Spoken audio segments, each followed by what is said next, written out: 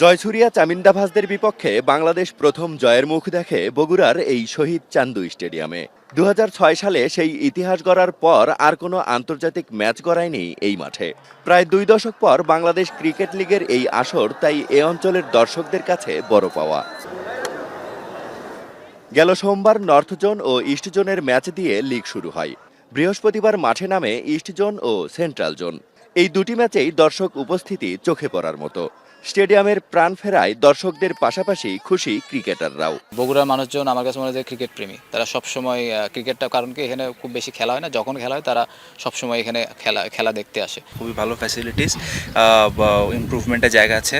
আর হ্যাঁ, বগুড়া, রাজশাহী এসব জায়গায় আমাদের আরও ফ্যাসিলিটিস ইমপ্রুভ করা উচিত। স্টেডিয়ামে খেলা দেখতে আসা এ অঞ্চলের দর্শকদের দীর্ঘদিনের দাবি কেবল ঘরোয়া লিগ নয়, এই মাঠে তারা দেখতে চান আন্তর্জাতিক ক্রিকেট।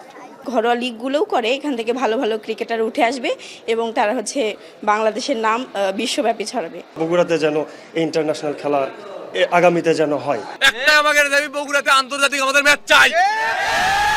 আমরা অতি দ্রুত চাই যেন বগুড়াতে বিপিএল খেলা অনুষ্ঠিত হয়। আমাদের প্রত্যাশা থাকবে যেন রেগুলার স্টেডিয়ামে খেলাধুলা হয়। ২০০৬ সালে বাংলাদেশের বিপক্ষে শ্রীলঙ্কা সিরিজ হেরে গেলেও বগুড়ার বাউন্সি উইকেটের প্রশংসা করতে ভোলেননি জয়সুরিয়া চামিন্দাভাসরা।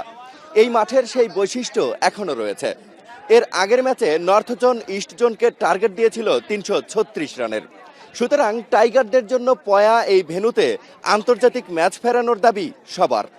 রাজীব সেলিম, এখন, বগুড়া।